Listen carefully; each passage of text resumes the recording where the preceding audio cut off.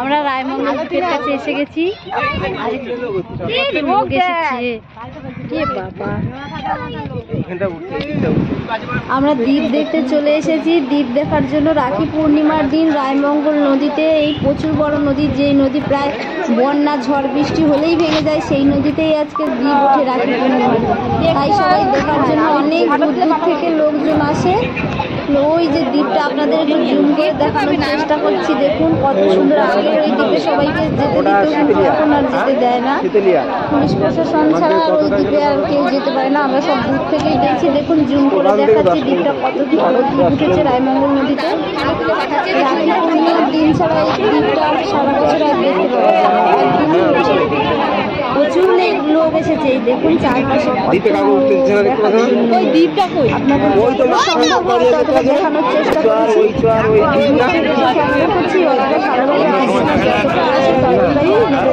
চেষ্টা করছি। আগে ওই দিকটা হতো, এখন এইখানে আগে ওইখানে মদ খাচ্ছে মা কই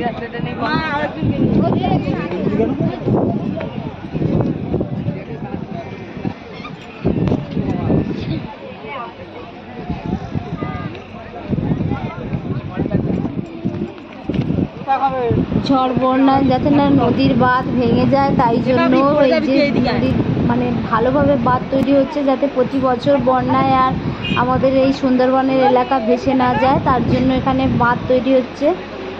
এই যে দেখুন নদীর রাস্তাটা আপনাদের ঘুরে দিলাম। তুমি মানো আর না মানো, আমি কিন্তু সুন্দর।